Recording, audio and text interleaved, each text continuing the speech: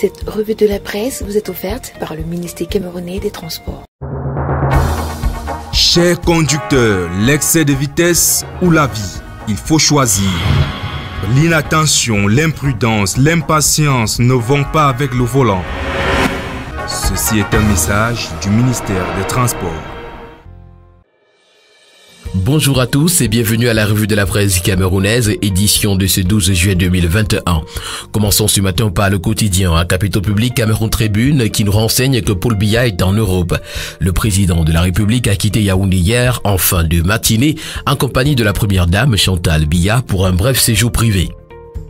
Le journal L'Élite, qui en parle également ce matin, mais sous fond d'émergence du Cameroun, nous fait savoir que Paul Biya porte sa charge avec une égale abnégation. Au moment de quitter le Cameroun pour un court séjour privé en Europe, tous les observateurs avisés savent que le président Biya y va avec un agenda bien précis sur les activités à conduire dans le vieux continent, loin des lumières des caméras. Pour le quotidien vert, émergence qui en parle également ce matin à pied de une, enfin Paul Biya brise le signe indien. Cela faisait déjà 20 mois que le président de la République n'avait plus quitté le Cameroun. En grande une ce matin, le quotidien Émergence nous renseigne au sujet de la fonction publique que l'État ne veut plus recruter. L'information au complet, vous l'aurez ce matin en page 5. Et puis, vente du poisson en petite une ce matin, le gouvernement mène une réflexion pour briser le monopole de Congelcam. À la une du Tri hebdomadaire le soir ce matin, une grosse interrogation en guise de titre. Nextel, que cache la sortie de la mine Postel à l'Assemblée nationale? Le quotidien La République pour sa part pense ce matin que la mine Postel est en mission pour tuer Nextel. Minette Libom Lilican, à travers une déclaration sentencieuse dénuée de la moindre preuve et de tout fondement, prétend que Nextel serait à l'origine de l'échec de tous les autres opérateurs. Le bi-hebdomadaire L'équation pour sa part pense ce matin au sujet des télécommunications que Minette Libom Lilican déclare la guerre à Dampoulou. Elle prône et souhaite la fermeture de Nextel, une société qui emploie plus de 1200 Camerounais. Un scandale à ne pas tolérer renchérit ce matin le bi-hebdomadaire L'équation. Également pour le quotidien Le Messager, Libom Lilican déclare la guerre à Dampoulou. La société de téléphonie mobile crie à l'injustice et à une politique d'exclusion. L'information ce matin, vous l'aurez en page 3. En petite une ce matin, on parle de la deuxième affaire Vamoulki en page 8. Bella Bellinga répond à ses pourfendeurs. L'expert comptable, pris pour le mouton noir, s'insurge contre les avocats de l'ex-directeur général de la CIATV. Et dans cette deuxième affaire Vamoulke contre l'État du Cameroun, le journal Intégration nous présente les vérités cachées par la défense. Crise anglophone au Cameroun également, la médiation garde sa Suisse. Le nouveau bras de fer entre la FECAFOOT et le ministre des Sports et de l'Éducation physique est présenté ce matin à la une du quotidien Le Jour. En réaction à la correspondance du professeur Narcisse Moulé-Kambi, cette institution, à travers son premier vice-président, contexte les propos tenus et entend bien tenir son assemblée générale extraordinaire demain, 13 juillet 2021 à Yaoundé. Le magazine Défi Actuel pour sa part nous fait savoir que la tension monte entre Moulé-Kambi et Bombo Djoya. Cette assemblée générale qui va se tenir demain le 13 juillet à Yaoundé est contre la volonté du ministre des Sports.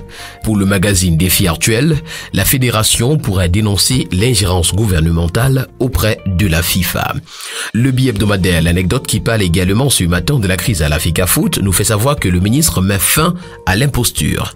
La tutelle dénonce avec véhémence la violation des dispositions légales en vigueur au Cameroun et le non-respect de l'esprit et de la lettre des sentences rendues par le tribunal arbitral du sport et la chambre de conciliation et arbitrage du comité olympique ainsi que le mépris par la fédération de ses propres textes. Au sujet d'Ousmane Thieboa, le Tri hebdomadaire Le du Sahel nous fait savoir que le chef du village est traduit en justice pour enlèvement. Et à Marois, notamment à l'université, 8 millions de francs CFA ont été octroyés aux enseignants-chercheurs. Dans la gestion des fonds Covid-19, à la une ce matin du quotidien Econews, le Fonds monétaire international maintient l'enquête indépendante.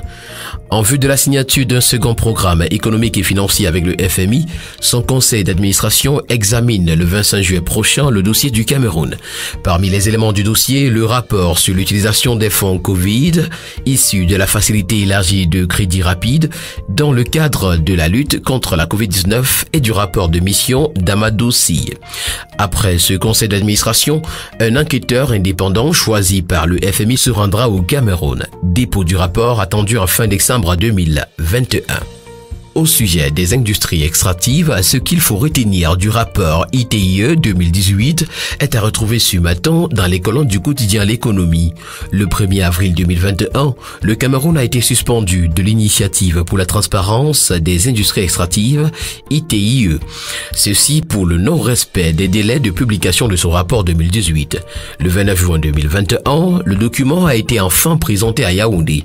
Le bilan et les recommandations sont à retrouver ce matin en page 3 du quotidien L'économie. Yves et Honnête s'exprime ce matin à la une de l'hebdomadaire Ecofinance. Les partenaires entre les fintech et les banques vont jouer un rôle central dans la bancarisation de l'Afrique.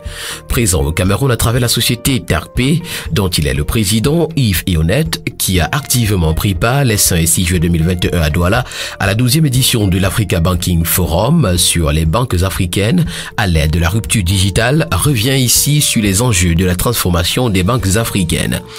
Éclairage public également ce matin en petite une de l'hebdomadaire Ecofinance, le FEICOM débloque 120,43 millions de francs CFA pour 106 lampadaires à Tchang. Le ministre de la Défense magnifie la coopération militaire entre le Cameroun et la France ce matin à la une du quotidien Essingan. Joseph Betty Assomo a dit l'appréciation du haut commandement vendredi 9 juillet 2021, remettant des décorations à titre exceptionnel à 3 officiers supérieurs français. Lutte contre la corruption ce matin à la une du bi-hebdomadaire L'Indépendant, les mains liées de la CONAC nous sont présentés à la faveur de la célébration de la 5e édition de la journée africaine de la lutte contre la corruption le 11 juillet dernier. La CONAC s'est donné à voir. Mais pour quelle efficacité s'interroge également ce matin le bi-hebdomadaire. Covid-Gate également, la guerre des clans est à retrouver ce matin en page 3. Huile de palme, la promesse de Campo titre ce matin le quotidien Mutation. L'entreprise agro-industrielle Camvert va investir 150 milliards de francs CFA dans cette localité de la région du Sud afin de produire 180 000 tonnes et pallier le déficit en la matière. ENS, N7, INGS 2021, place sur mesure titre ce matin La Voix des jeunes. Le ministre de l'Enseignement supérieur signe une série d'arrêtés portant ouverture du concours d'entrée dans les écoles normales supérieures. Le nombre de places ultra limité au dit concours inquiète les milliers de jeunes candidats. Une situation qui intervient dans un contexte où le Cameroun enregistre un déficit de 16 000 enseignants dans son système éducatif. L'information au complet ce matin, vous l'aurez en page 5 de La Voix des jeunes. À la une du journal Éco-Matin ce jour, retrouvons le bilan de la session parlementaire de juin à l'Assemblée nationale. Ce matin, la rédaction d'Éco-Matin s'arrête sur quelques moments forts d'une session parlementaire pas si ordinaire que cela. Suspension du service de la dette en petite une ce matin, le Cameroun se retire de l'initiative du G20. Dans la promotion et la priorisation du Made in Cameroun, l'appel de Bicoque est à retrouver ce matin à la une de l'hebdomadaire L'Avenir. Le ministre du Commerce, Luc Magloire-Mbaga Tangana, a procédé ce 7 juillet 2021 au lancement officiel de la première édition de la foire agro-pastorale de cet arrondissement dans la Mefou et à Kono.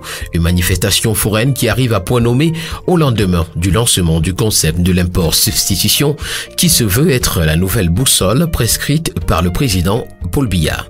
Le quotidien Éco-Santé nous amène ce matin dans la campagne de vaccination contre le Covid-19 et nous renseigne que plus de 100 000 personnes ont été vaccinées en 3 jours.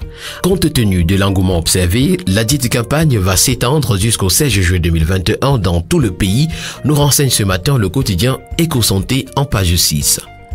À la une du bi-hebdomadaire Le Financier d'Afrique ce matin, on parle de normalisation financière. La Banque des États de l'Afrique centrale désigne Pierre Cam, secrétaire permanent du Corénofi. Le banquier camerounais prend la tête de la structure chargée d'élaborer les normes et les standards techniques applicables à l'activité bancaire et financière en Afrique centrale.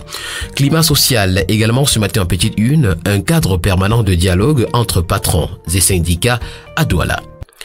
Pour le quotidien Réalité Plus, c'est la joie totale dans le Bas-Mekim.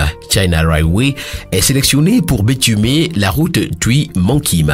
Le journal ce matin dit merci à son excellence Paul Biya, le président de la République. Le journal dit également merci à la Banque africaine de développement.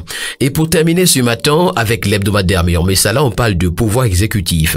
Quelle pierre restera sur pierre, s'interroge ce matin l'hebdomadaire.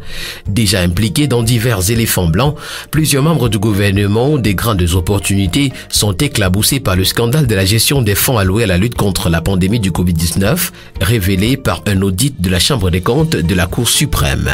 Le dossier consacré à cette affaire est à retrouver des pages 5 à 7 de l'hebdomadaire Meyon Messala. Mesdames et messieurs, c'est ici que prend fin cette toute première édition de la revue de la presse camerounaise pour cette semaine. Merci de l'avoir écouté. Rendez-vous demain pour une nouvelle sortie. Bonne journée à tous.